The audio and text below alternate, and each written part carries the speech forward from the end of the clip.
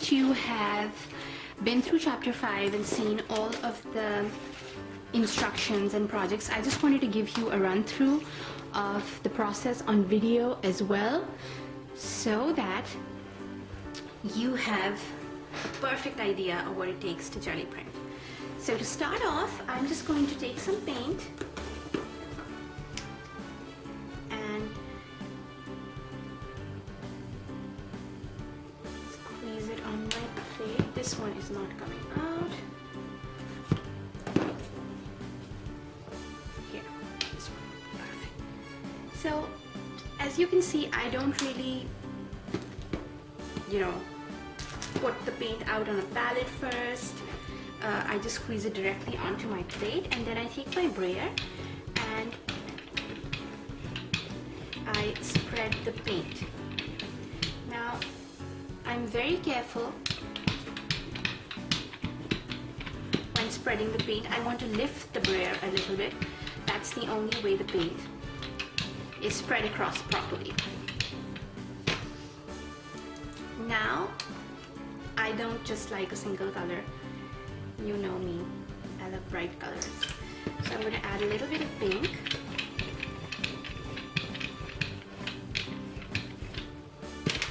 And a little bit of this blue. Sometimes I actually leave the splatters the way they are and just lift the print. There we go. Now what I'm going to do is I'm going to take a doily. I have these paper doilies, and I am just going to lay the doily on my plate in a couple of random positions. Then I'm going to take a sheet of paper and I'm going to lay it across the top, and I'm going to press.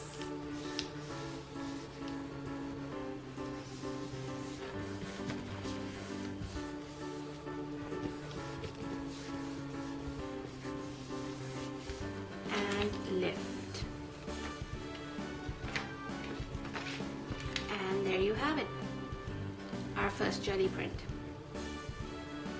Now if you can see these lines across the center, that is because I am not careful with my jelly plate, and I should be, and I'm getting ready to travel, and I kind of folded my jelly plate in half and put it in a Ziploc bag, but it survived.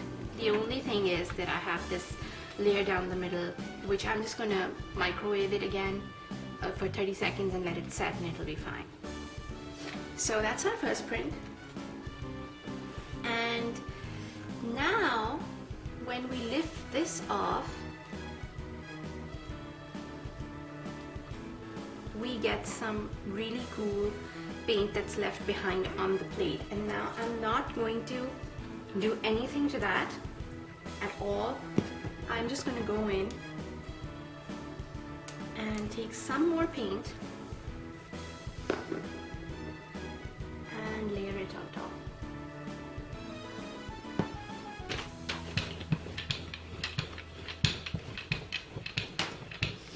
I usually do not clean my jelly plate between runs. I find that it's no use. I like the effects that I get when I don't clean my plate. Okay, so for this one, I'm going to take my word stamp and I'm going to put it in the center and lift it off. Now as you can see, now this is backwards. If you were to use a store-bought stamp, it would look the right side up when you stamp it the first time. But because we made these ourselves, they are the wrong side up. And when I lift the print,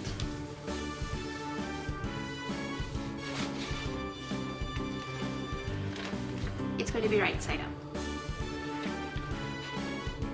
So that's our second print, and there is a lot of paint still on the plate. And now I'm going to lift what is called a second or a ghost print. So I'm going to go in there, I'm going to rub.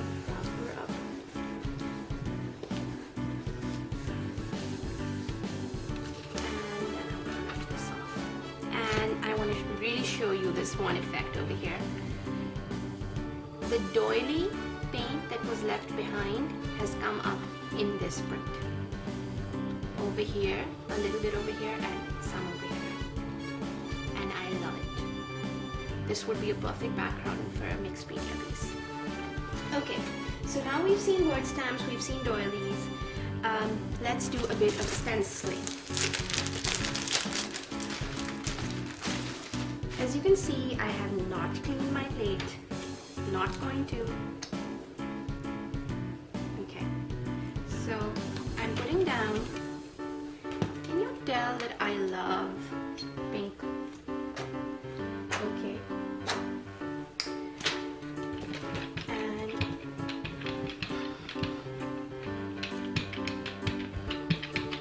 just covering up the whole plate. There we go. Then I put the stencil on top and I lift a print.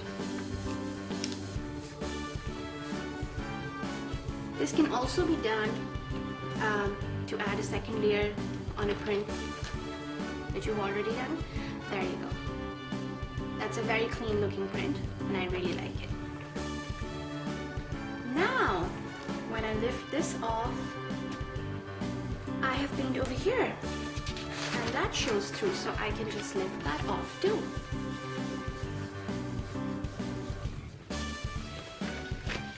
And there you go. Love that one. Okay, now still have some paint in there. Don't care about cleaning up.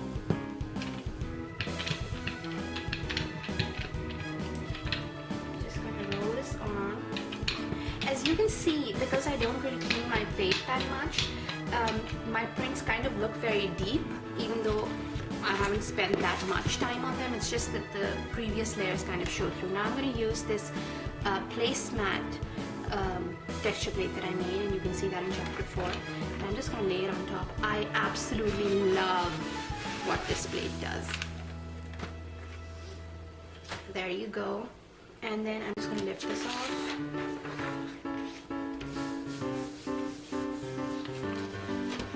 And there you see. You can even see the woven texture. It's so awesome. Love it. Now, on to using paper masks and silhouettes.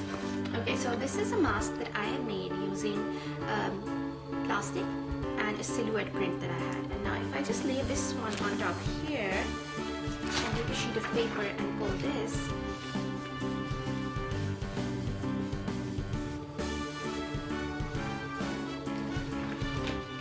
you see that I have an awesome silhouette print. And can you see all the pink and the blue that's kind of showing through from the last prints? Really, really love this.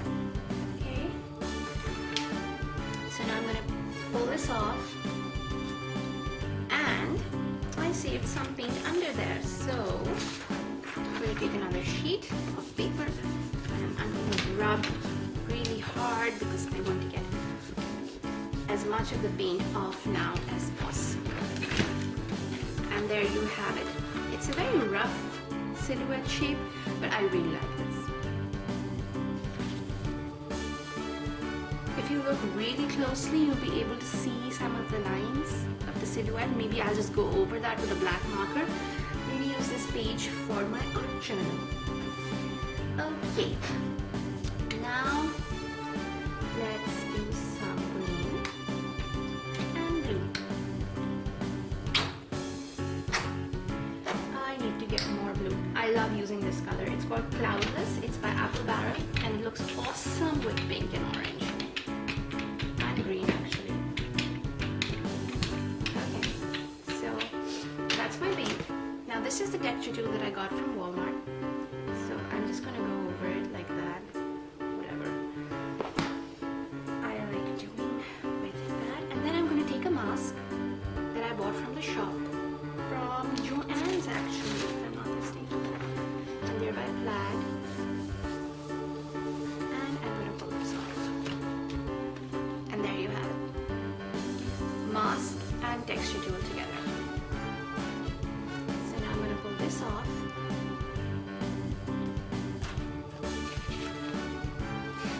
And I'm gonna take off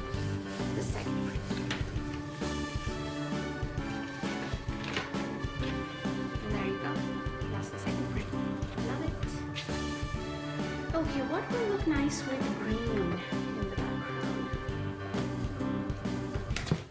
Yellow. So I'm going to put on some yellow paint and layer this on.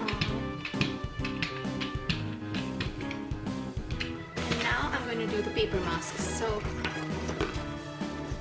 I will choose a birthday cake.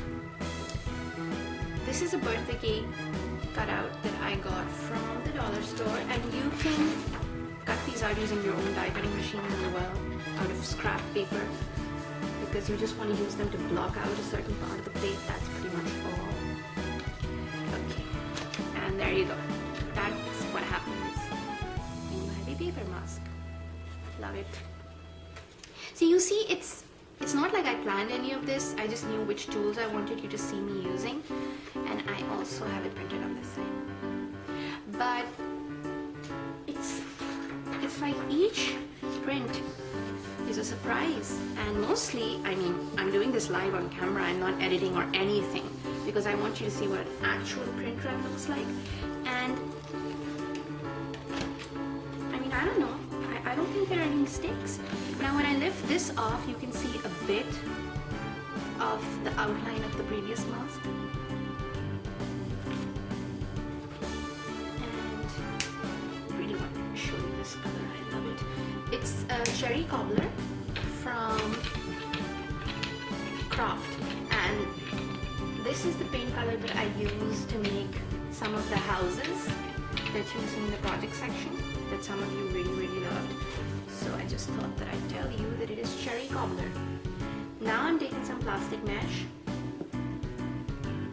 and making some imprints, so we can use that. And I have a bottle cap. This is from a perfume bottle, and I can use this to add some impressions. Now I'm going to lift the print. I'm just using regular copy paper, nothing fancy. There you go. It's just paint and a few impressions that we made using plastic canvas and bottle caps, and look how cool it looks. Okay, I know for a fact that orange looks awesome with this color. And so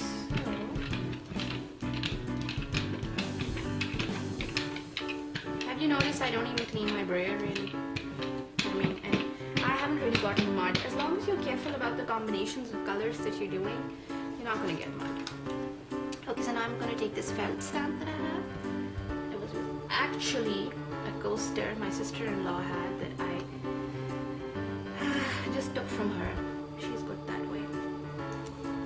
She knows that I need the coaster more than she does. Okay, and when I lift this up, there's a very slight impression of the stamp over here. So experiment with tools, because you'll find that some leave deep impressions while others don't, and I like both effects. I like the subtlety of this stamp, but I mean, you might want something that's a little more. So in the ghost print, it actually shows up much better. Okay, now what do I show you? Okay, so I'm going to show you my long stamps, and this and some actual stamping. Yes, I know what I'm going to show you. Okay, so there we go.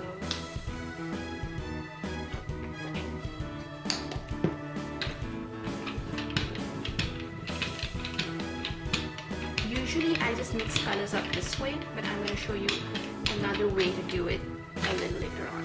So I love using corrugated cardboard. I'm going to do that on half the plate, lift it up, and then what I really adore using is bubble wrap. And so I'm just going to put that on the plate and lift off.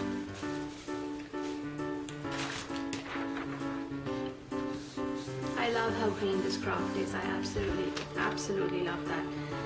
There we go.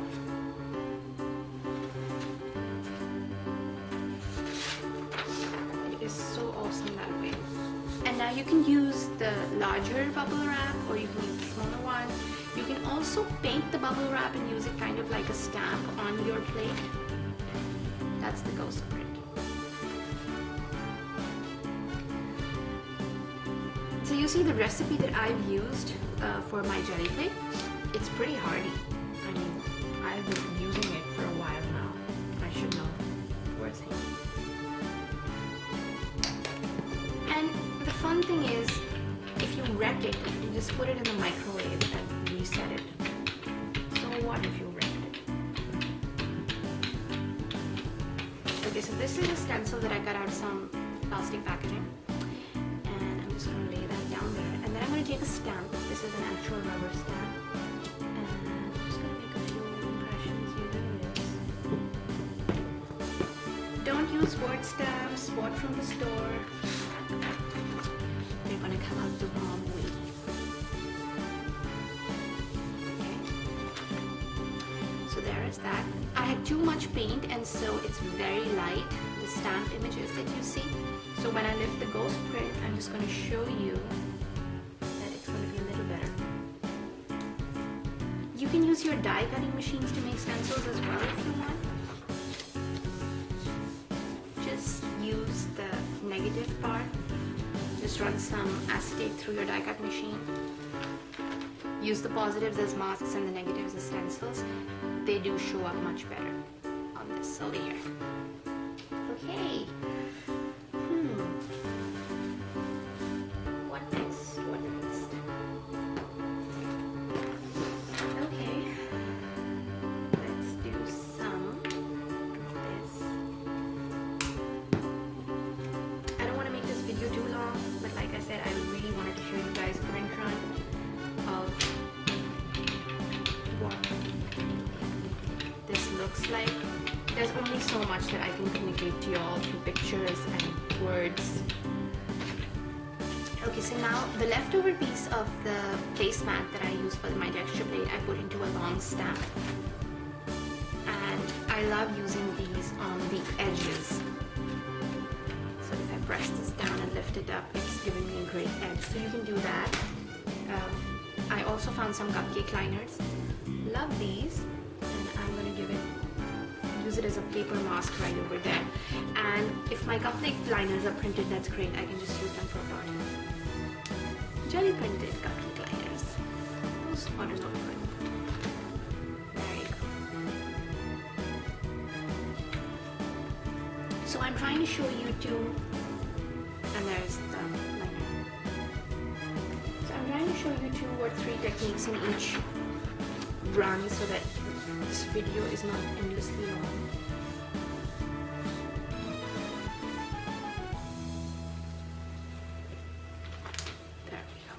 Oh my gosh, can you see that? I love it. Such an awesome texture. Love it, love it. Okay, so now I'm going to show you a 2-tone technique that is slightly more disciplined. So I showed you how I usually just mix the colors up on my plate. This is me trying to be a little better about it. Even clean my bread a little bit. First, I go in and I do the edge.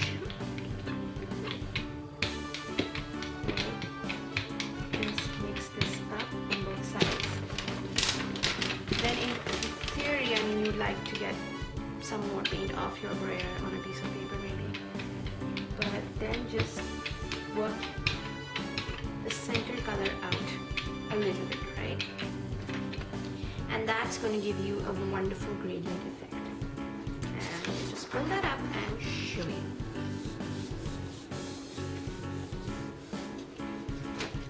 There you go. Lovely gradient. Okay, so now I have that paint left in there. And I am just going to take off another paint.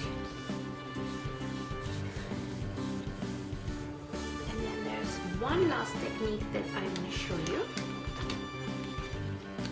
Love it. So you see, this is all being done in real time. I'm not editing anything out. And most that I've done till now, I do like, I really do like. It's nothing that I would throw away. Okay, so now I'm taking a makeup sponge. My plate is kind of clean. You can always clean it using baby wipes if you want. I have some paint squeezed out in my palette, and I'm just going to go in and start sponging paint directly onto my jelly plate. You can, even use a paintbrush and paint a picture on your jelly plate, as long as the paint doesn't dry out and it's kind of fairly quick.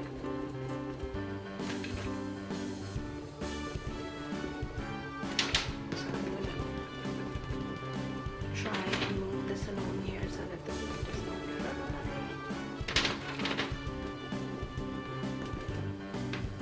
You can cover as much or as little of the plate as you want, and when you lift this up,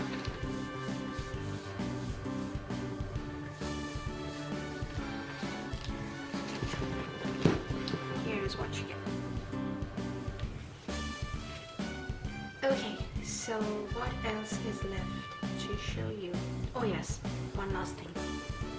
It's very simple, but I want to show you. Anyway, okay.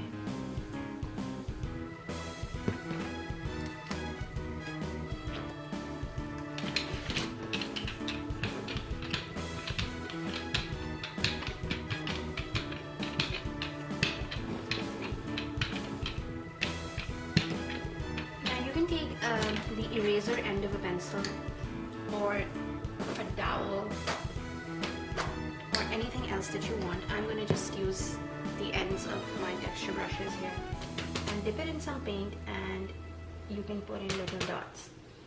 You can even, like I said, use some paintbrushes and do some doodling.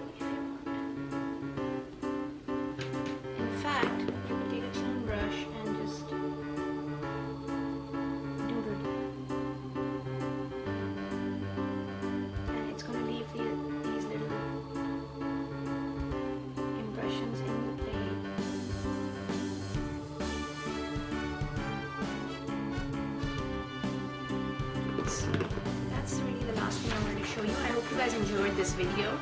I hope you enjoyed the book. If you have any questions at all, please do not hesitate to email me at thecraftycat@gmail.com. There we go. And I will be happy to answer any questions you have. Please do try to make as many of these tools yourself as you possibly can. Try to upcycle and recycle as much as you can, instead of running to the store every time you need something. And see, you can actually make magic from trash. If you did like this book, please do leave a review on Amazon. That really helps us. Thanks a lot.